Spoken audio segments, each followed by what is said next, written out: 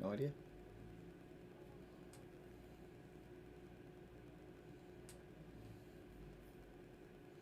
I think I've actually got it worked out now. So there's actually a chat box on my left, a chat box on the screen for people to see.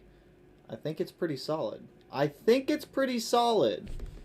I want to pull up the YouTubes, though. I want to go to the YouTubes and incept myself. I want to do some inception here. Hello, tiny dog. You've broken in. I think it's... I don't know. I still think there's a delay. Yo, what's going on, Owen? What's poppin', dude? What is cracking, my man? There might be some delay, but I'm still working on it. What is up? How are you? What's going on, Logan? What's going up, Christian? Dorian, what's poppin'? Brian, what's going on, guys? What's going on? I just escaped a corn maze. Odessa, what's poppin'? What's going on, guys? I have no idea why the chat box up in here isn't quite working yet, but I've still got like stuff to figure out with the Streamlabs stuff. It's a little more difficult to set up than what I thought it was. Diablo, what's up, my dude? There might be a small delay, so I'm going to type in... Oh, I have to sign into chat?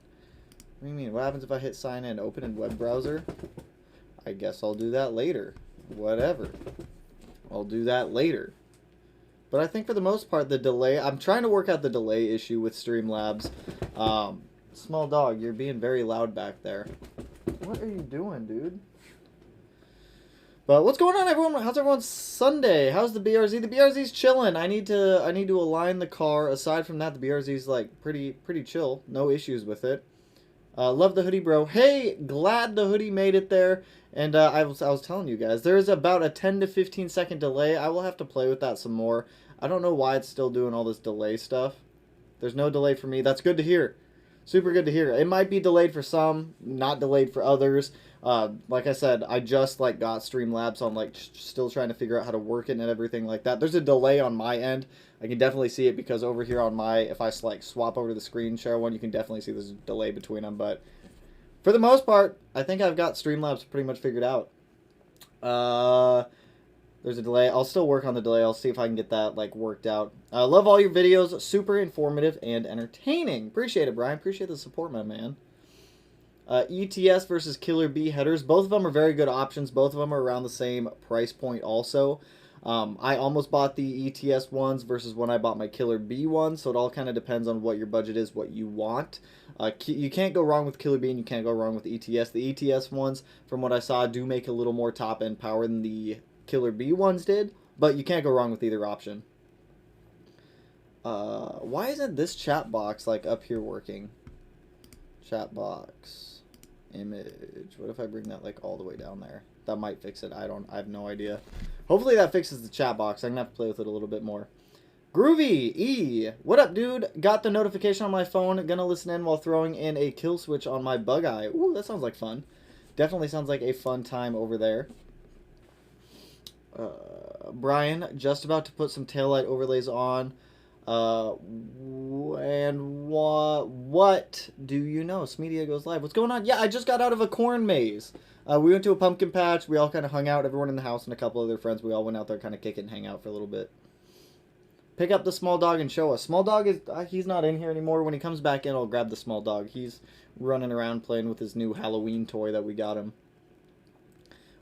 What's up, mustache? What's up, mustache? Still going with the mustache.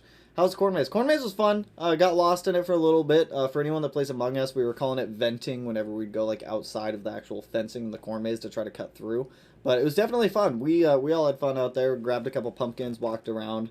I was trying to play with the goats, but the goats were all caged off in like some weird high-rise thing, so we couldn't really get to the goats. There's some settings in the bandwidth stuff that are default to allow buffering. Yeah, I thought I fixed those, though. When it came to the delay, like I've got these settings up right now in Streamlabs. When I go to advanced, go in here, stream delay. What if I disable it? If I disable stream delay, that actually might fix it a little bit. I'm not entirely sure. If I do this, when is it going to... I have no idea when it's going to do it over there. I've got stream delay disabled. I don't know. I'll keep giving it a try. Like I said, I'm still playing with these settings on OBS Streamlabs to try to figure this stuff out, but Hopefully here in the next couple like weeks or days I can get it figured out. I have no idea why this chat box up here isn't actually working either. Why are you not working? If I change this background color to white, hit done, and then I change... Oh ho ho! Look at that! Just got the chat box to work, so the chat box is probably going to blow up while all that's going on in there. How bad is an AOS install on a GDWRX, and what do you think of an IAG V3 AOS? So I haven't looked too much into the V3 IAG AOS quite yet. Actually, we can look at it as a team. IAG V3 AOS. So what is actually different with the V3 AOS? This is actually kind of neat. I don't know why it took me to Subi mods, though. I want to go to IAG. IAG Performance. IAG. Let's actually take a look at the V3 AOS. And let's see. V3. Oh, it had all the perks right there. V3, new compact cast design. Go back. I'm not done looking at that. Integrated ORB port, approximately 1 liter capacity, 360 rotation breather port. So you can rotate the breather port now. That's kind of neat. Upgradable, versatile.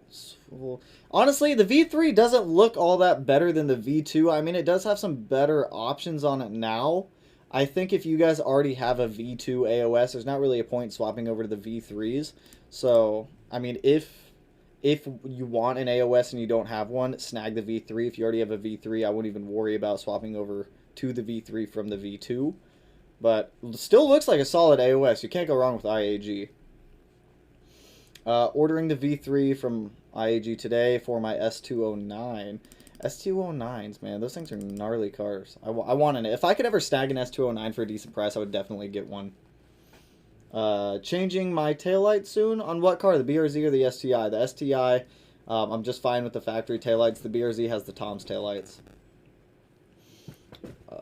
Which Cobb access port should I get? V3? I don't even think they sell V2s anymore. So yeah, get a V3 access port if you don't already have one or you were not planning on getting one already. The V3 is definitely a better way to go. Jealous with the fancy S209. That's what I'm saying.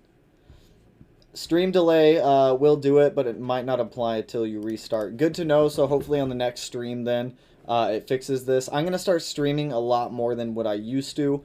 Just because like I said, I enjoy communicating with you guys, talking to you guys, answering your guys' questions, just kind of hanging out.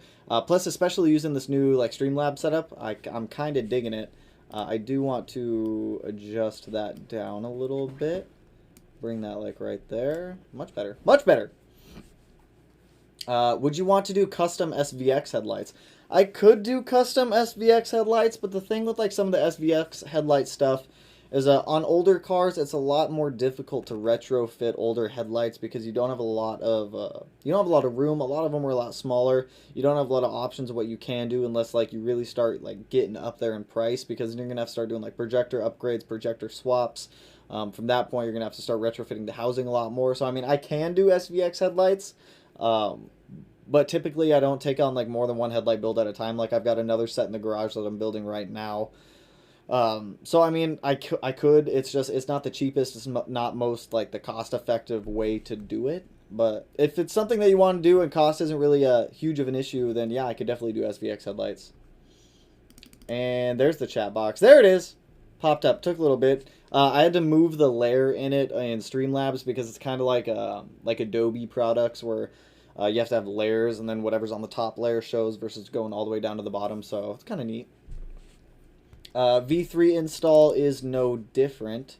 Yeah, I'm pretty sure the install from the V2 to the V3 is the exact same. When we were looking at that like little product guide that IAG has up here, looks like the same.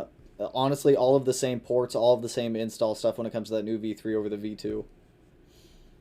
2017 WRX going flex fuel. Is there a way to run an ethanol content percentage gauge into the car with the Cobb flex fuel kit?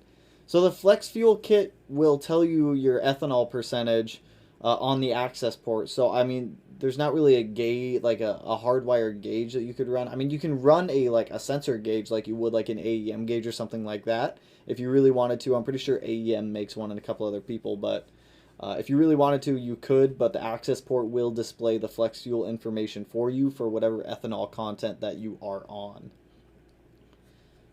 Inner baffle and solid aluminum body. Solid aluminum body too. See? What is the most horsepower a stock Subaru engine can take? That depends on the engine, Dorian. That depends on the engine, my man. Love the videos. Hope you're well and always wishing you the best. Always appreciate it, Jeremy. Always appreciate it, my man. I'm doing pretty good. Pretty good. Had a busy day today, but, you know, still have another video. I have tomorrow's video to edit tonight. So a lot of you guys have always asked me in the past, like, I've always talked about, like, reliability and how to make your motor last longer, but I've never really talked about how or what to do after your motor blows up if you unfortunately become victim to one of those. And a lot of you guys ask me for those ones.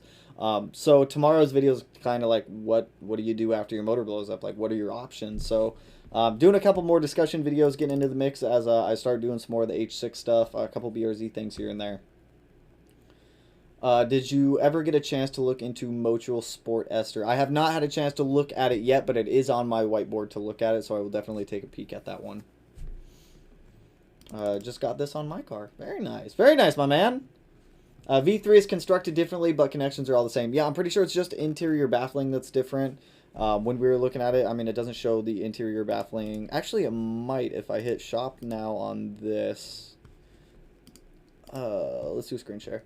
If I go to, where's V3? This is the V3. Do they show differences on the interior baffling from the V2 to the V3? That's just mounting tabs.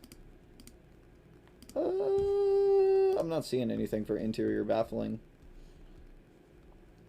I mean, they have some crazy SolidWorks dynamics going on in there, but I don't see any like V2 versus V3 pictures. I am curious, though. I am curious if the baffling is different between them. Nothing that I've seen yet on that.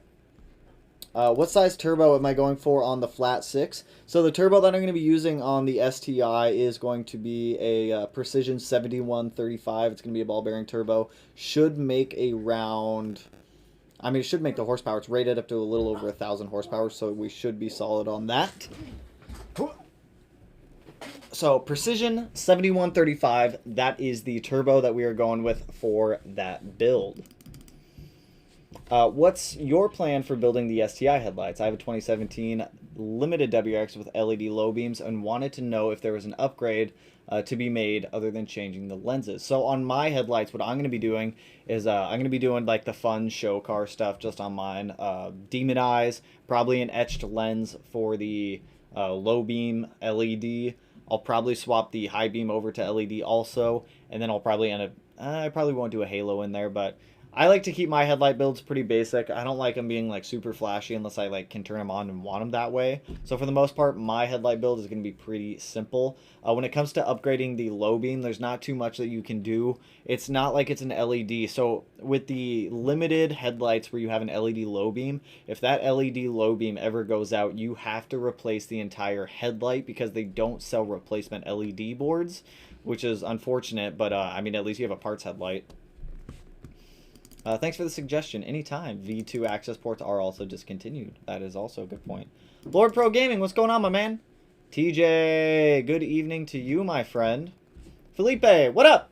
Got the Motul oil in the mail, and I'm changing it tomorrow. Very nice. Very nice. Always nice. I got, I don't even think it's in here. Oh, I do have it in here. I got the first package for the powder coating stuff that came in, too. The high temp tape, so that way we can mask off areas, throw parts in the oven, and the tape isn't going to completely melt and get destroyed. So that's kind of exciting. Should get the rest of the powder coating stuff in on Wednesday. Expect a powder coating video later this week, probably Friday or Thursday at some point. I also get the fuel rails and the conversion kit for the injectors tomorrow, which is also exciting. Lots of fun stuff showing up. Me, STI. Yo, what up? What up, my dude? Byron, what's going on? Enjoyed the recent video with the flocking. Turned out really nice. Preview of it soon when everything is attached. Yeah, so actually once I get... The dash isn't going to be fully back in the car for a little while with all the other accessories on it, just because there's no point in me of reinstalling all of that stuff just for it all to come off when we do the ECU and everything like that, because we're going to have to run a lot of wiring. There is some things that I did yesterday off camera that I'm going to end up showing you guys in the next like STI update video. But I went ahead and I got the radium fuel pumps wired, and dear God, that was awful. It was actually awful wiring both of those fuel pumps into the system. Since we're going to be using a standalone, I didn't know if I was following the exact instruction guide that Radium had on their website. But I've got the fuel lines plumbed for it. I've got the electrical done for the fuel pumps. So the fuel pump, the basic stuff, it's coming along. I also cut off a couple more things up in the engine bay just to make room for brackets that we're not using anymore, things we're not needing, just to clear out some space. Got a couple things like touched up with some of the paint again. But some STI stuff, you guys will be updated in some upcoming videos. What are the must-haves to make 350 wheel horsepower in my GD? I actually have a video on that. Is it Justin? I have a video on that actually. It's close. It's how to make 330 wheel horsepower in your car. But if you want to, just go watch that video, and then to make 350, all you're gonna have to do is either do ethanol and a turbo, probably like a FP Blue or a Cobb 20G, something like that. But that's solid pictures. Your picture is pretty laggy. It needs a larger buffer. How do I change that? Where's my settings tab? How do I change that? Buffer, replay buffer, stream delay. I could try enabling that, see if that does anything. Like I said, I'm still working on Streamlabs, trying to figure out all of this stuff. There was really only a couple videos that showed how to try to remove stream delay, so hopefully whatever I'm doing is helping. If not, I'll definitely keep watching some other people's videos to see if that helps. Try to pull off some of that lag and delay. So I do apologize for that. I'm still getting used to this platform. I'm highly considering going down the path of Stage 2 on my 2015 WRX because of this guy. Do it! You'll love it! It'll be so much more fun. Yes! Love these live streams. That's what I'm saying. That's what I'm saying, my man. Taylor, yo, my dude. What's going on? Brad, see you fixed the earlier. What type of clutch will... Oh, that popped up in there. What type of clutch will you use, and does that involve flywheel, etc.? Seems expensive. Yeah, so the clutch that we're going to be using in the STI is a X clutch. So for everyone in Australia, X clutch is an Australian brand. It comes with the clutch, the flywheel, the pressure plate. It's a twin disc. It also converts the transmission from push to pull style. So once I get that clutch ordered, I'm trying to get that clutch ordered next payday, which should be tomorrow or the day after. And then we can get the clutch ordered, get that on hand, so that way when we get the motor back, we can just permanently bolt everything up, and that'll be like good to go for that. Would you recommend a 20G turbo with an STI that's already tuned on E85 with basic supporting mods? 100%. Yeah, the FP Blue that I ran on the STI was pretty much a basic 20G turbo. It responded well. It got into power quick. It wasn't too big. It wasn't very laggy, especially with that front mount intercooler. Didn't really notice too much lag at all. So, I mean, a 20G, even with all the supporting mods and E85, definitely makes for a fun combo. Binged all the Smeedy STI videos. That's a lot. That's like 75 videos. In sequence to relearn Subarus, my channel has the upcoming S209 build. Thanks again, Media, for schooling me on the Subi mods. We're doing the S209 right. Hey, that's what I'm saying. I will have to check it out, man. I always like watching some S209 builds going on out there. Is a Subaru a good first car? 100% a Subaru. My first car was a Subaru. I had a 1988 Subaru XT Coupe. The thing was a little monster. It wasn't a monster at all. That thing made like no horsepower, but it was definitely fun, and it was a really good car to learn on too. So, I mean, definitely, Subaru is a really good first car. It's also, Subarus are not as hard to work on as people make them out to be either. With just basic tools, I mean, you can do most of the work and most of the maintenance on those cars incredibly easily. Oh, man, my whole chat box just freaked out. Any idea on how much it costs to manual swap an 04 WRX? Depends on how much you can get the transmission for. What's up, Mustache? Out here on Warzone, missing you. I'm probably not even going to be on Xbox tonight. I still have to edit a video after this. I need to mess with Streamlabs some more, so I probably won't even be on Xbox tonight, unfortunately. But to manual swap a GD one, it depends on how much you can actually get the transmission for. I've seen some of them sell for pretty cheap, around like $1,500. I've seen other ones sell for like $2,500. So depending on who is selling it and how much you can buy it for is really going to depend on how much it's going to cost. Getting new tires for the 17 WRX next weekend, looking at Bridgestone Potenzas. Solid tires, that's actually what I typically run. That's what I have on the BRZ right now, is a set of Bridgestone Potenza RE760 Sports. Love those tires. Those are normally my go-to for summer tires. I'm about to move to Fort Lewis, Washington, and want to rally race my '05 STI. Dude, there's definitely places. There's rally courses out here that you can actually take your car to. Dirtfish has cars that you can rent, and you'll have instructors sit out there with you as you go through the course. There's definitely a lot of like backwoods areas you can go and take your car to go play with. So definitely, you'll enjoy it. You'll enjoy it, my man. There's a lot of cool places up here. I know you were running Castrol Edge on the STI. Is that still your go-to, or do you recommend other brand? I'm going to switch to 5W40 next change. So typically, if I don't have any Motul on hand and I need to change my oil, since not a lot of like auto parts stores locally will carry Motul, Castrol Edge is typically the one that I'll pick up if I am buying oil locally. So if I don't have Motul, then yes, I still do use Castrol. It's still a good oil. Evan, what's going on? What's poppin'? Welcome. Welcome, my friend. Is there any areas to race, been racing on the East Coast? If you're looking for rally racing, check out Spirit Peaks. They have a rally cross course out in the middle of the woods, if that's what you're looking to do. Coming. Ah. Oh, geez. You're going to love the torque on the EG. They love big singles. Look up the Stormtrooper by Andy. I've seen Andy Forrest cars. If you're referring to Andy Forrest car, that is the one that I was actually checking out. I'm stoked. I'm stoked to hear the EG33 running. I'm stoked to get it in the car. I'm stoked to get the build going. It's definitely not cheap, but it'll definitely be worth it. Hopefully, springtime is when I'm looking to get the car actually tuned and running. That is my goal. I don't know. I have no idea if I'll actually achieve it or not, but that's the goal, is to get it running by springtime.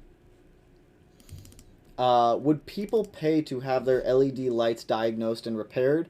I used to do board level soldering, and that sounds tempting.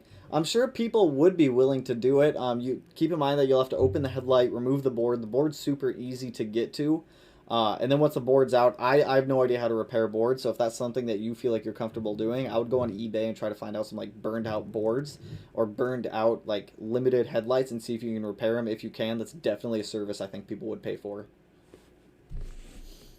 Goat, that's what I'm saying, Jeffrey. All good, just trying to help you out. Just don't know much about the software you're now using. Just tossing some slight techish ideas. Only other ideas, internet speed. Yeah, we don't have like the greatest internet here. Like Comcast isn't the best internet provider. It's just what we have. We have the best one that Comcast provides. So internet speeds are not always the best up here. They definitely vary quite a bit. So I think internet speeds is also playing an issue into maybe some potential lag. XT but no SVX. Come on, man. Dude, I had an XT. Like, I loved that car. 1980 Subaru XT. Like, how could you not love a Subaru XT? This thing was a champ. Mine was white. Mine looked exactly like this one did. I can't make it any bigger, but mine looked exactly like this white one right here did. I miss that car. Like, they're weird. If you've never seen the inside of a Subaru XT, look at the steering wheel. It looks so weird. They're just weird. Look, it's like a little spaceship. Mine had the digital dash and everything, too. They're really cool cars. I enjoyed it when I had mine. It was definitely a fun first car to have. Do you think a Process West top mount is worth it? Depends on what your power goals are, to be honest. Personally, I always suggest getting a front mount over a top mount. But, I mean, if you'd prefer to have a top mount, Process West is a really good one. ETS, Grimspeed, they all make really good top mounts to be able to throw on there. OBD1 cars and drive-by cable are the best. I really hate the computer-driven throttle bodies. Oh, you're gonna hate what I'm doing with the STI then, because we're converting it over to a drive-by wire instead of drive-by cable. I just heard of low compression builds. Example, 100 psi per cylinder. What would be the benefits of that? Honestly, I'm not entirely sure because I haven't heard of that low of compression builds. I mean, you could run a lot more boost if you're doing like a super low compression. I mean, that, to be honest, that's really only the benefit that I could think of, is you can run a lot more boost because you don't have a lot of pressure inside of the cylinders. But it also depends on what the motor is and how like strong you're building it. Small dog, did you just walk in here, open the door, and then walk out? Come here, come here. People wanted me to pick you up, dude. Ugh. There you go. Here's a small dog. I recommend Grimspeed top mount intercooler. Super beautiful. They are super beautiful. Matt has one on his car. You can't go wrong with a Grimspeed. Thinking of getting some good coils. What? Thank you, Jaeger. What are some good coil packs to look at? Good coil packs. What are they? I'm looking at some for the STI right now. STI coil pack. I'm looking at some for mine also because I'm pretty sure the EG33 uses the same coil pack. OTL. OTL is the one that I'm looking at for the STI. I haven't used them yet, so I can't confirm if they are good coils or not, but they have a 5-star review on them. So, from what other people are saying, they seem like pretty good coil packs. So, after I use them, I'll definitely follow up with you and I'll let you know how the coil packs are actually running. Why did I just think coils were coil packs? You're asking for coilovers. My mind's all over the place. I don't even know why I said that. Coilovers, Fortunato 500, 100%. Get the Fortunatos. What's up? What's up, Extreme? Other plans for interior mods? Not that I can think of at the moment. We're going to be doing seats and a full cage in the STI. I don't really know if you consider those like full, like interior mods. I mean, seats and a roll cage. That's what we're doing. Which HUD stud do you recommend for 550 wheel horsepower build, ARP 2000 or 625 plus on an EJ 257? I'm running the ARP 2000s on my build. I have no experience with the 625 plus. I believe the 625 plus are a little bit stronger because they're made out of Inconel. The Inconel head studs are going to be a lot stronger. So if you want something that's going to like reassure you that they're going to be there and they're not going to have any issues, get the 625 plus. I do think they're significantly more expensive though. When I was looking at them, I think a set of 625 plus head studs for the EG33 was going to cost me around like $700 versus the 2000s, which cost me around like $400, $450 or something like that. So it's heavily going to depend on your budget, but the 625 plus are going to be a lot stronger. Where did I just go? Okay. VK, what's up, man? Do you think I should get rear sway bars or should I go for the front and rear kit from White Line? Any pros and cons of just running the rear or running both front and rear? No issues at all. I've ran the rear sway bar only in my STI for a long time before I decided to get the front sway bar. Having a thicker rear sway bar is definitely going to help when the car decides to try to understeer because these cars are notorious for understeering, unfortunately. So having a little bit of a thicker rear sway bar will help to mitigate some of that. But just keep in mind if you go to like a bigger rear sway bar and then you bump up your front sway bar, make it a little bit bigger than the rear, the car might tend to understeer a little bit more. So having a little bit of a larger rear sway bar kind of balances it out for the front and the rear, and it will keep the torsion between the two a little bit equal. Bumping up the front is going to make it understeer potentially just a little bit more. Any non-Subaru builds you've been interested in? 100%. I really want to get a Mazda, whether it's a Miata or an FD-RX-7. Even an FB-RX-7 would be really cool. Nissans, I'd like to pick up like an S13 hatch at some point also. I wouldn't mind picking up like a 370Z at some point. I used to have a 350, so I think snagging another 370 or something along those lines would be cool. I really like the 400Z concept car that they came out with. I think that thing looks incredibly awesome. I would love to have one, but it's honestly going to be like way outside of my budget for quite a while with the STI taking all of my monies at the moment. What was the max horsepower that you said the stock engine can take? Didn't hear. Dorian, I gotta know what motor it is, my man, because I don't know what engine you're referring to. It all depends on if it's like a 257, a 207, a 205, a 255. Each engine is going to handle power a little bit differently. I believe I found an EJ20X with a single AVCS that I'm going to swap in my 2022 WRX. What? Keep me updated on that, because that sounds like an interesting swap that I'd like to keep tabs on. Do I like the Forester XTs like 2003 to 2008? Yes. I actually love them. Subaru Forester XT. These, I've wanted one of these for quite some time. I absolutely love Foresters. Like something like this, or actually no, that's like probably my dream Forester build right there. That's in Seattle too. That picture's in Seattle. I love Foresters. I've wanted a Forester XT for so long, but for the one that I want, they're just incredibly hard to find because I really want a sports edition. Forester XT. Come on. Sports. If I can spell sports. This right here is what I want. This blue one. But whenever I find them, they're just like crazy overpriced, or they cost way too much. They have way too many miles. They've been beat on. They're way too modded for what I'd want. But yeah, I actually do. I love Forester XTs. I'd love to have one day. Hopefully I can get one for a good price at some point in my life. But I'd love to have one if I could ever get one. 2011, not 22. Oh, okay, gotcha. I was about to say, a 2022 WXU swapping that in. I'm like, I'm looking forward to that. That car's not even out yet. Oh my god. Dogs. Dogs, dude. I don't even know what they're barking at. Yo, brother. Hope you're well. What's going on, DJ? I hope you're well, my man. I love them too, but I can't fit them being 6.4 and can barely fit in an older Impreza. True. Very true. Little late, but still made it. Sup, homies? What's going on, Marco? Hope you're having a good Sunday, my man. I might have gotten them mixed up. Cable, like the 90s cars, what I prefer, not those digital cars. I like analog. So when it's drive-by-wire, it is an electric throttle body.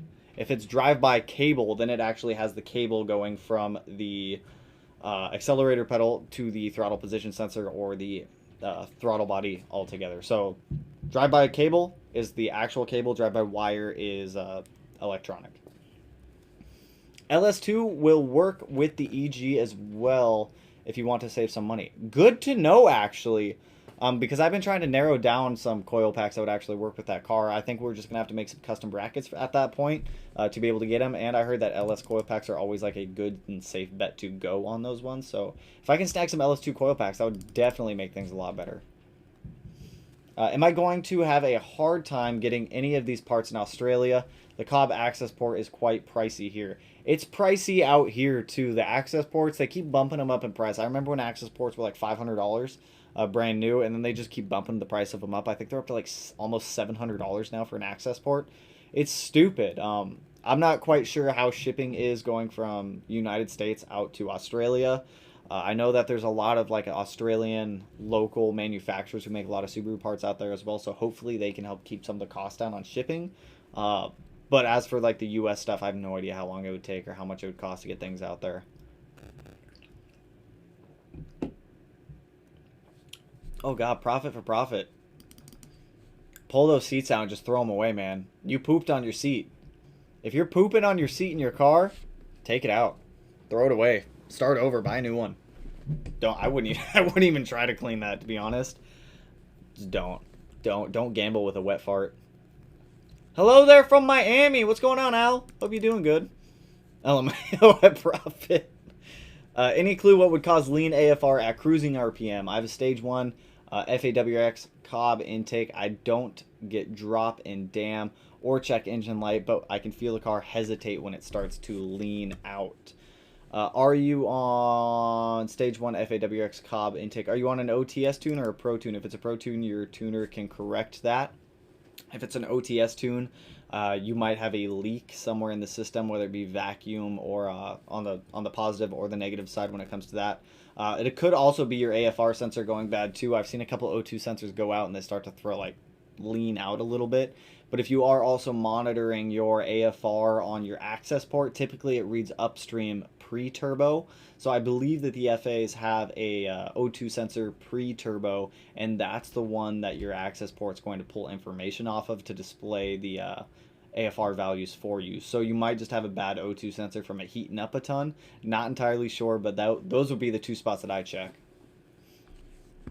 Get a really good carpet clean and use some OxyClean stuff. No, don't even do it. Just throw the whole seat away. Throw the whole seat away. Don't even try to save it. So clean. I love that. Yo, you got OBS. I did! We got OBS stream. It's super cool. We can do like screen sharing now. We can do all sorts of stuff. So I took your guys' advice when it came to trying to find a good streaming platform. I'm still definitely learning like how to set this thing up and use it properly. But you know, I'll have to continue messing with it. I just talked to my girlfriend into buying a into buying a Forester. Took some years. Sad they don't have XTs anymore. Didn't know. Did they get rid of all Subaru, like all XTs? I thought they still had them back. 2020 Subaru Forester XT. I'm pretty sure they still make the new XTs. Maybe not. They don't. Wow. I thought they did. When Subaru dropped the Forester 2.0, fans weren't happy? Weird. They need to bring the XT back. XTs were nice. FRS Master Race. FRS Master Race. I have no quarrel against FRSs. I've had 2 BRZs and 2 FRSs, so I can't really say anything. I like them both. Dorian, a 257. Okay, now what year is the 257 out of? So the EJ 257, you have like a couple variations of it. If you're looking at the 2019 Plus with the Type RA short block, people have been making around like 550 wheel horsepower on those ones. If you're on an older 257, like the one that I had in my 2017 STI, you can probably gamble like around 400 wheel horsepower is going to be a safe bet if the setup is done properly, though. So around 400 max. 350 is really going to be your safe zone on an older 257, but like I said, if you have the Type RA short block, the newer variant of the EJ 257, I've seen people make 550 wheel horsepower on that block with no issues. Loud small dog. That wasn't even the small dog. Well, that was a small dog. There's 3 dogs in the house. They're all super nice for the most part, except for the new puppy who's upstairs, who is a handful. Not my puppy though.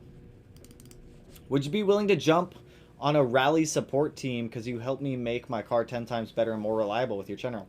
That'd be fun. That'd be a fun experience to go do. Yeah, I'd totally be down for that if I ever got the opportunity to do so. I got lucky finding my Forester XT. Took a couple years to find mine. I wanted a manual in under 100,000 miles. You could always swap the front bumper to a sports.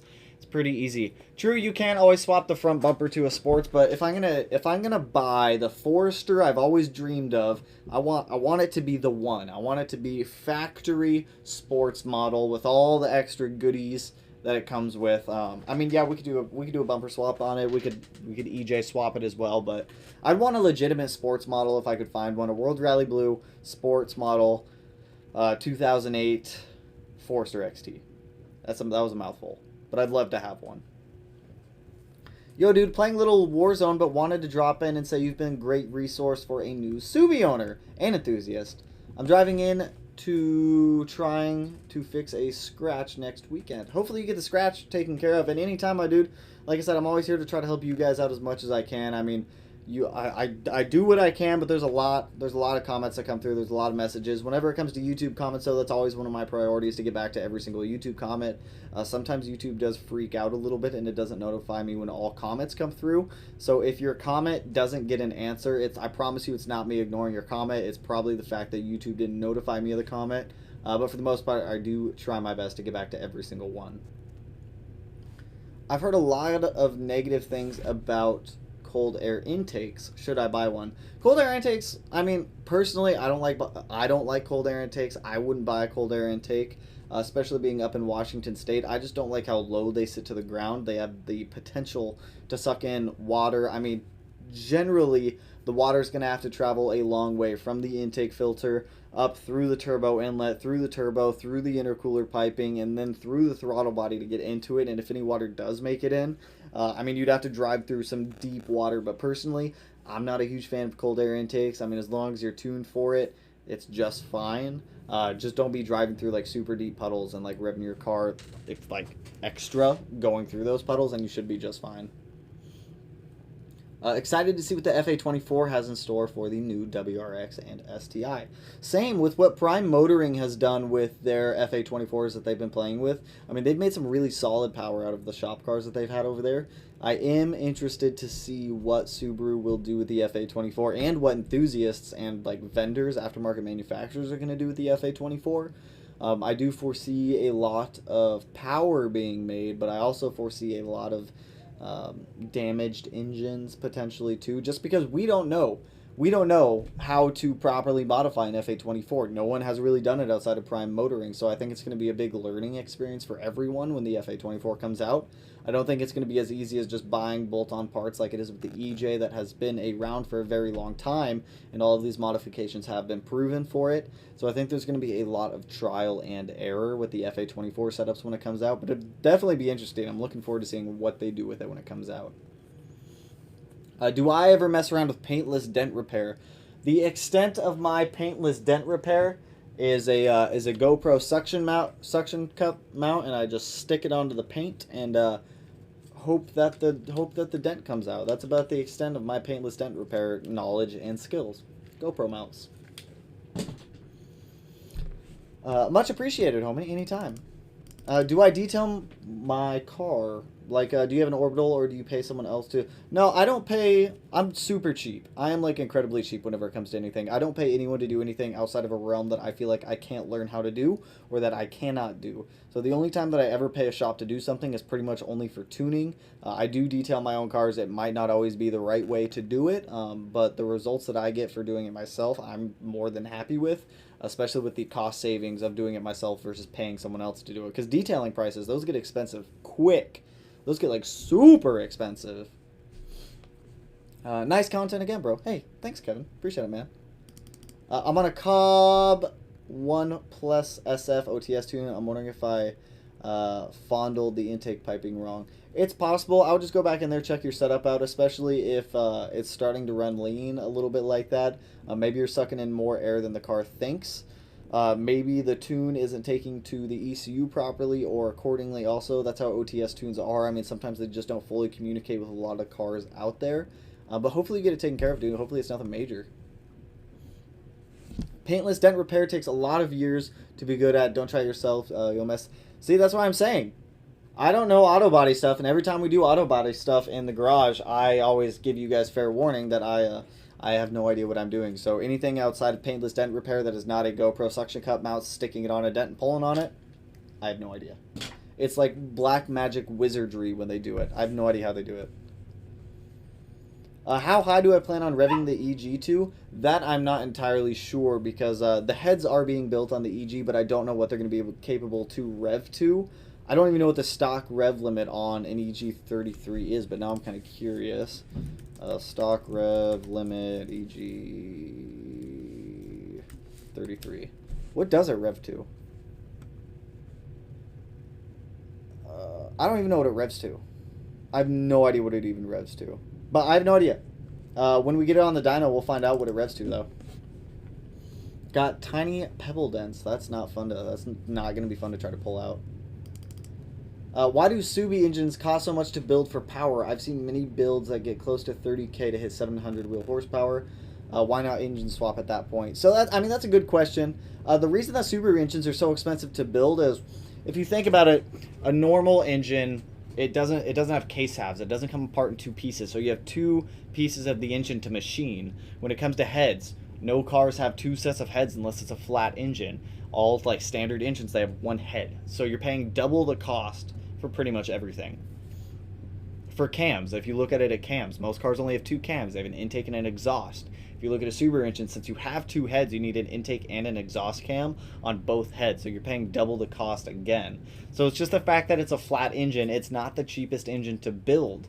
I mean, you can definitely engine swap, but then again, once you start getting into the realm of engine swapping, like I'm doing, I mean, I'm engine swapping a flat engine into my car. But once you like get outside of the realm of like a drop-in motor and you go into something that takes a lot of custom fabrication, those costs build up also.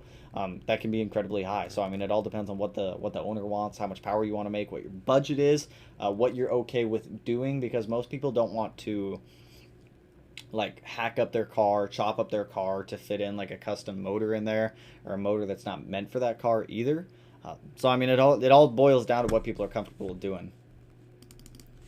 Did you go to mechanic school? Because you have a lot of knowledge stuff. I have never seen. I've never seen you get stuck on a question. I've never been to mechanic. I've never like taken schooling as a mechanic. I went to schooling to learn how to fly drones. I went to school for business. I went to school for science. But no, nothing ever mechanics related. Everything that I've learned about mechanics has either been me researching on forums, watching videos, researching through like old posts, just getting in and doing things on my own. So I mean, over the past 10 years, I mean, I still have a ton to learn. Don't get me wrong. Like, by no means do I know like absolutely everything when it comes to anything. There's a lot of questions I don't know the answers to, and if I don't know the answer, I'll straight up tell you guys, just because I don't want to give you guys like wrong information or false information. But no, everything I've just kind of learned on my own over the past 10 years. I've never gone to school for mechanics or anything like that. But I always feel like hands-on learning is always the best for me. So actually like getting into doing stuff, you learn it pretty quick.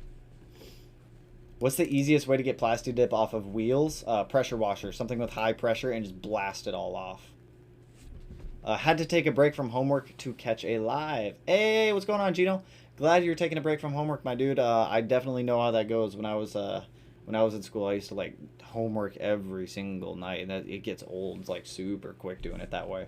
But I mean, it's got to get done. So I mean, don't not do your homework though. Just you know what I'm saying.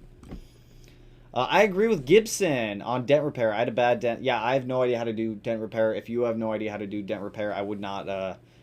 I mean, unless it's on a car that you really don't care about and you don't mind like practicing and learning on that one, then I would do it there. But if it's like paint in a car that you like, it's like seriously care about, I wouldn't like try it. Thanks for all the awesome instructional videos, brother. I'm about to get my first Subaru STI. And my way of being informed is always by watching your videos. Hey, congrats on almost getting the car, my dude. Follow up when you actually pick it up. It's always exciting going out and snagging a new one. Hopefully, like you said, the videos have been helping you, so hopefully they continue to help you, my dude. Can I fondle you? Devin, you can fondle me anytime. You know where I live. Sorry that happened, man. Door-dings suck. Door-dings do suck. My comment showed up on the screen. LOL. All comments show up on the screen. Who are some automotive YouTubers you have looked up to and still currently watch? See, that's the thing. That's hard. Like, I've talked about this in the last live stream, but it's hard for me to watch a lot of automotive YouTubers because when their content becomes unrelatable is when I stop watching. Like, when B is for Build was, like, super small, I used to watch, like, all of B is for Build's videos. When TJ Hunt was super small, like, like 5 years ago, I watched his. Typically, it's when people start to get like really big and their content becomes unrelatable is when I stop watching, because if I feel like whatever they're working on, like they may be doing like something super cool, but if it's not something that I can relate to, then I kind of lose interest with them. So I mean, a couple of them that I've watched throughout the years, I mean it's on and off with all of them to be honest. Like I'll watch B is for Bill, Daily Driven Exotics, That Dude in Blue every now and then, Gears and Gasoline every now and then. I don't know. I like a nice mix, and it's like sometimes it's hard to stay connected with a lot of the videos out there just because the content becomes so unrelatable when they start getting like incredibly big. That's why like I don't know. I like the smaller builds that like they're actually doing all their own work. Like I'm not a huge fan of watching channels where they're gonna build a car but they don't do any of the work to it. They just pay someone else to do the work. They send the car out to go get all the work done. So I mean, I don't know. I like people that like all like seriously work on their own cars. They're all relatable. They're all personable people. They're all like super chill and down to earth. Outside of that though, I can't really say that I've like continuously followed one for years because it definitely varies. $7 grand. $7 grand is stock. This one says 9K though, so I don't know. Mechanic school is kind of a waste of money, but a good car. But a car and start working on his best way to learn. That's what I'm saying. Like, I'm always about the hands-on learning. Like, that's how I learn. If I can actually get my hands into something and actually fiddle with it, then I know, like, I will pick up on it eventually.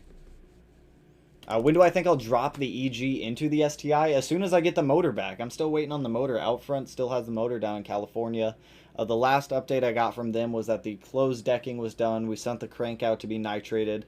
We were still waiting on the custom piston set to come back in because we're doing a lower compression on the car. I think the stock EG33 has a compression ratio of 10 to 1. We're going down to, I believe it's 9.5 to 1. Plus the piston size just calls for us to have to do a custom piston set too. So I mean, a lot of the parts are being like custom built for the engine, so it does take a little bit of time. So once I get all the parts in, that's when we'll drop it in. As soon as I get the motor back, it's going in. That is true. Most 4-cylinder cars only have one head, unlike 6 and 8s. True. So that's what I mean. Subarus, they just get expensive to build because you're doing double the cost on everything.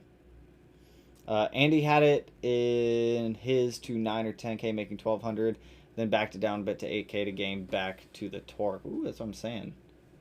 Military story. I don't even know.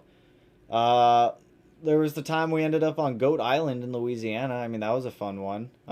We used to go fishing down in like the Gulf of Mexico all the time, and we'd camp out on the beach. But for some reason, this one time we decided to stay in like it was like these weird like little log cabin, like trailer park style place where you could rent out a cabin for the night.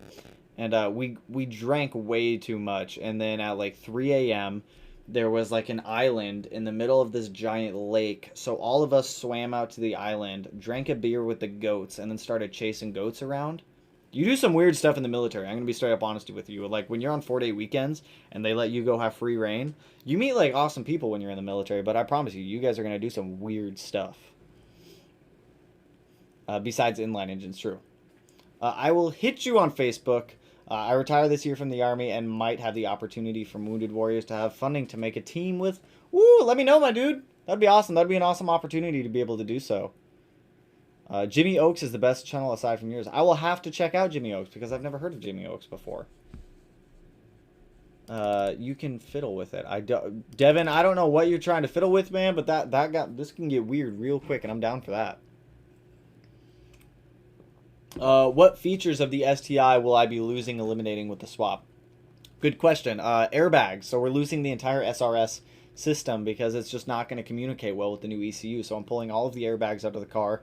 That's why we're doing a full roll cage. That's why we're doing proper seats. We're going to have all the proper safety equipment in there for that. Radio, all the body harness stuff should still work. So that's lights, radio, all that kind of basic stuff should still work. I think I'm going to end up losing cruise control. I think like stereo speakers on the steering wheel, I'll probably end up losing those also. But for the most part, we should be able to retain all of the OEM features that the car came with. Heated seats are obviously going since we're swapping out the seats, but maybe... No, to be honest, for the most part, I think we're really keeping everything except for cruise control. I think that's like the one thing we are going to lose. Mountain Rider wide body kit or Varius wide body kit for GR STI? I don't know. Let's take a look. I don't know what the Mountain Rider kit looks like. And Mountain Rider kit GR STI. What does the Mountain Rider look like? Because I've never seen it for the GR. Open. Come on, open. What are you doing, computer? Open one of them at least. Do I have to double click? There we go. If that's the Mountain Rider kit, I'm not a huge fan of it. I'm still waiting on this photo to load.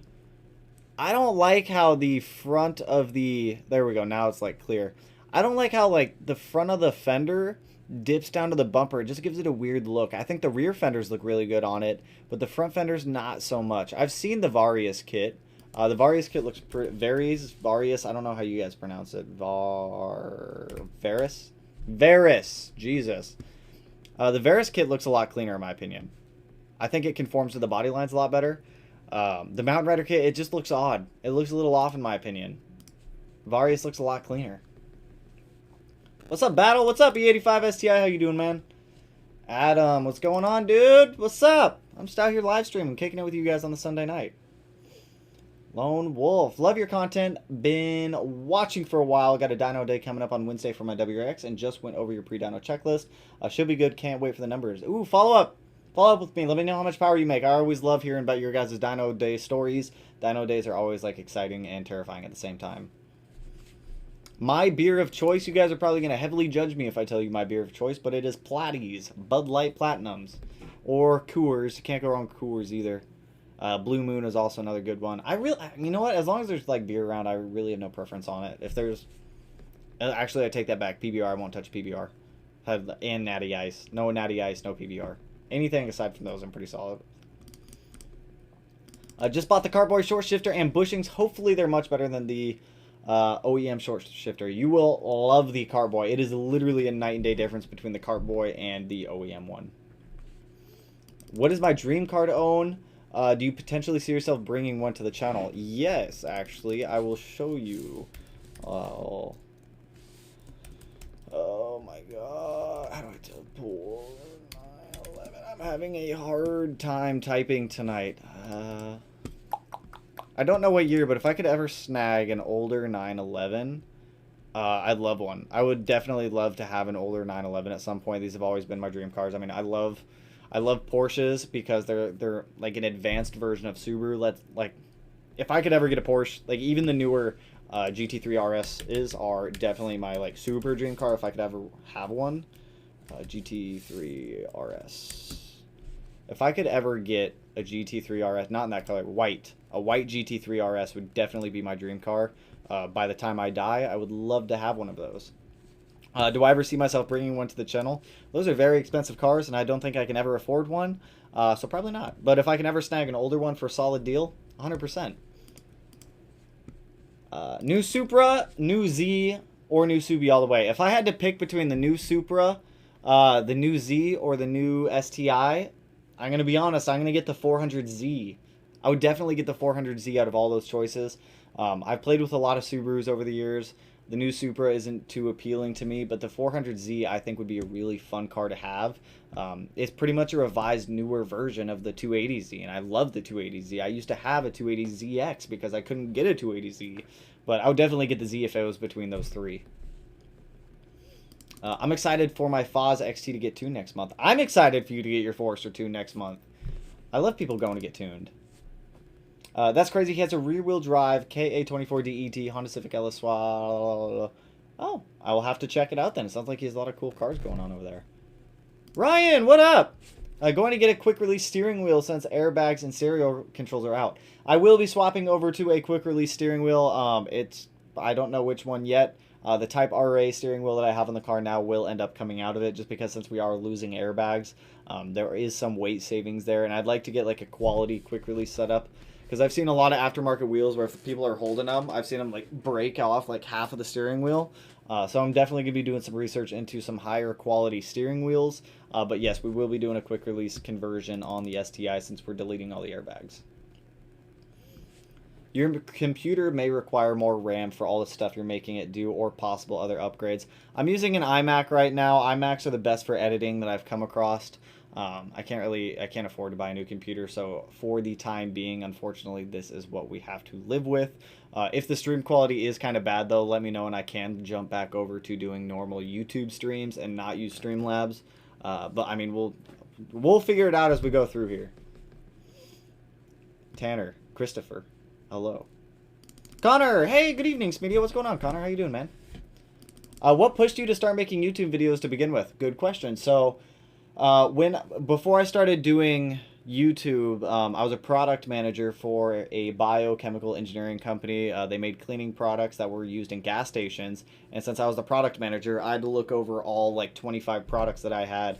And then like when I was there, they were like, hey, we need you to make training videos for all of these products. And when we were out making the training videos, like I was super awkward in front of the camera. I didn't know what the hell to do. And then I kind of started to enjoy it, and then like 2 weeks later, I remember I was sitting at home on my couch at the old house, and I think I was watching Daily Driven Exotics at the time, and I was like, if they can make YouTube videos, I mean, I can do it too. So then I went up to Best Buy, I bought like a Canon M50. If you go back and you watch the very first like actual video I uploaded, I straight up had no idea what in the hell I was doing. But ever since then, I mean, it's just been consistent. Like, I enjoy doing this. This is what I enjoy doing. I enjoy helping all of you guys out. I enjoy enjoy sharing all the builds and everything that goes into them. So, you know, it's just definitely fun. It's a lot more work than I initially thought it was when I got into this. But, I mean, I'm happy doing it, so that's all that really matters, to be honest. Yingling or nothing. Yingling is good, but you can't get Yingling out here. That is a good beer, though.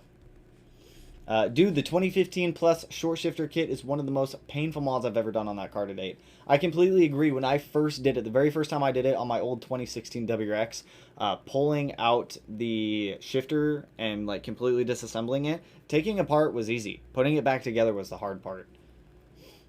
Coors and Blue Moon, hell yeah, good choices. That's what I'm saying. You can't go wrong with Coors or Blue Moon. I have had Yingling. Yingling is also a very good beer. But like I said, we don't get Yingling out here, so I mean, I can't really go out to the store and get it anytime.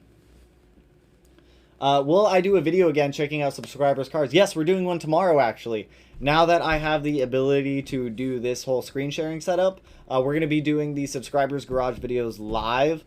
It'll be fun. So yeah, we're actually doing one tomorrow night at 6 p.m. Pacific Standard Time. We will be doing a subscribers' garage video. So if you guys got nothing going on tomorrow night, I'll be out here doing reviewing, checking out some of your guys' cars that you sent over in the emails, and it'll be a fun time. It'll be a good old fun time. So I just purchased a 2015 STI with mods on it. First Subaru I've ever owned, and I'm learning so much from you. Could you tell me the mods are decent? If I send you a list, yeah, feel free. If you want to shoot a list, just shoot it over in the chat. We can definitely look over them. What do I think about the RWB Porsches? I would love to have an RWB Porsche at some point. What are they? Ralph Welt built. I don't know if I'm pronouncing that right, but they're like crazy clean cars. A lot of time goes into them. A lot of money goes into them. But very expensive cars. What is my real name? Dorian, you don't know my real name? I say my real name all the time, man. It's Tanner. Christopher got you right there. Oh, Christopher, I thought you were calling me out. I saw you pop up in the little chat box on screen and not the actual like chat box. Tell the side. No, never mind. You get what I'm saying. I will not buy an NRG quick release steering wheel. NRG is, I don't want to say they're cheap, but they're not. It's not safe. I've seen a lot of NRG wheels break. Momo is like genuine Momo steering wheels are very strong. All about computer stuff. I'm pretty lost on Mac. I don't know. I like the Mac for editing because whenever it comes to color correction or like photo editing, Macs have always had more accurate color than any PC that I've had in the past. I would like to, because I have a MacBook Pro that I like take with me whenever I travel. Well, like rarely nowadays, but when I worked, I used to travel all the time. But I bring my laptop with me. I do like smaller note stuff on my laptop. That's a MacBook Pro. MacBook. It's a MacBook Pro. This one's an iMac. I need to get I need more space. Honestly, I need to get a desktop PC at some point. So far, the best part of streaming this way is the ability to show us when you look at stuff and no more microphone buzz. I know, it's cool. It's really awesome being able to like share stuff with you guys on my screen, just so everyone can kind of check it out. So that way, I'm not just kind of like describing stuff. We can actually look at stuff together. So definitely still learning the Streamlabs software though. You guys in the U.S. use horsepower. Us Aussies use kilowatts. True. I have no idea the actual ratio of horsepower to kilowatt. I think horsepower is read as more than kilowatts. I'm not entirely sure on that one though. You talk a lot about cars and teaching us about them, but where do you fit into the car community? You go to meets, CNC, or takeovers. I refuse to go to any takeovers. I refuse to be a part of any type of community that goes out and destroys public or private property. Yeah, that's just not something that I'm about. I can't condone or justify going out and ripping up some intersections, some streets where people live. It's not only like extremely dangerous, but a lot of the people out there don't fully know what they're doing when it comes to driving. I've seen people get hit. I've seen people die, especially up here. There's like the Kent Street races. There's takeovers that happen up here. They shut down like the Narrows Bridge. They shut down like the freeways. I can't condone those. I have been to a couple Cars and Coffee events. I love Cars and Coffee. It's always super chill. It's always super lax up there. Everyone's like super respectful. I do go to some local meets as well. We went out to a cruise last night, but it turned into a huge shit show up in Seattle. We were apparently, I mean, we were like 5 minutes late.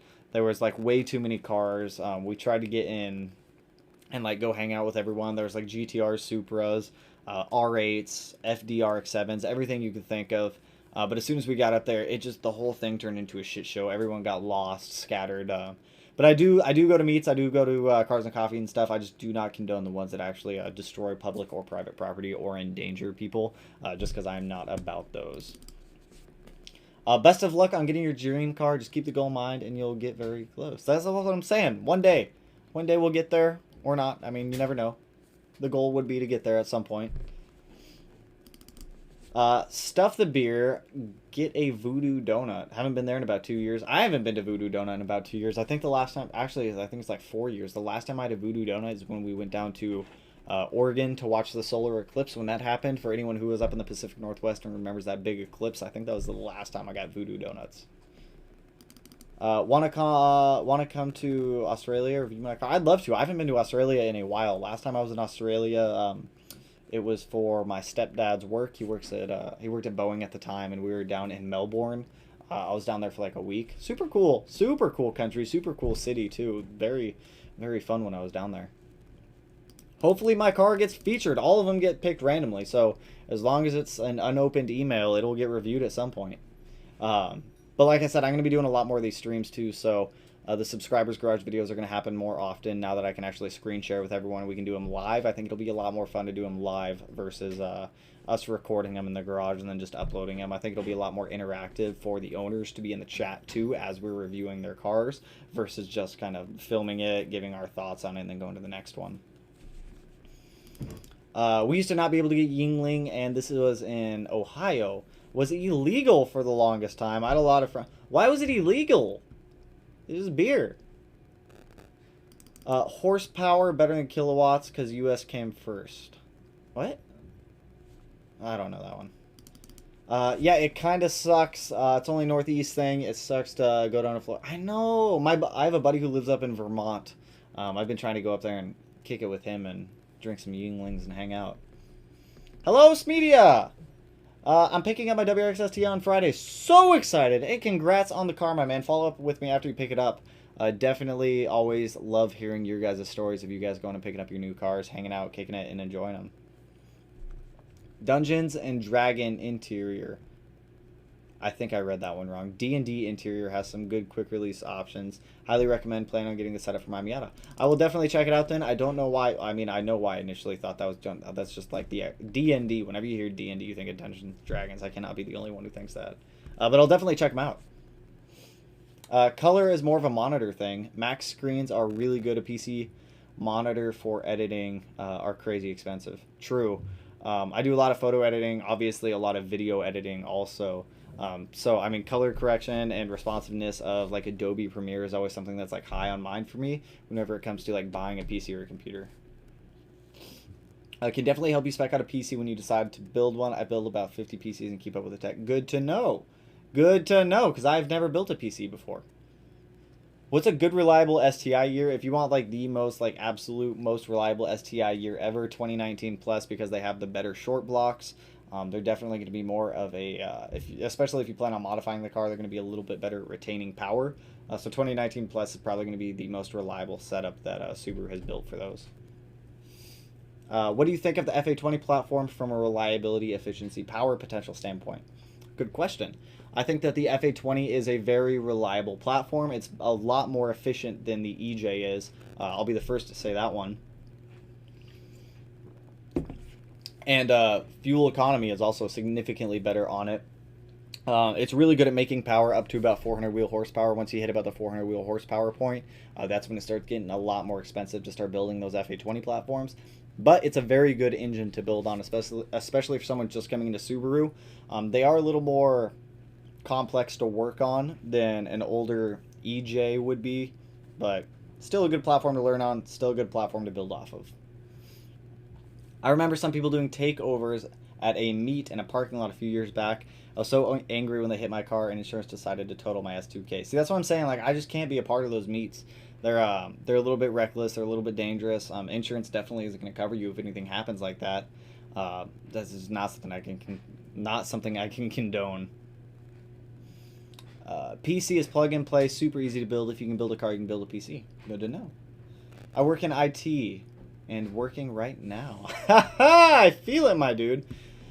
All right, you guys. Well, I am actually going to be hopping off of here. I have to edit tomorrow's video that goes live for all of you guys. So I appreciate you guys swinging by the stream. I'm definitely going to work on trying to fix the lag issue within the stream also.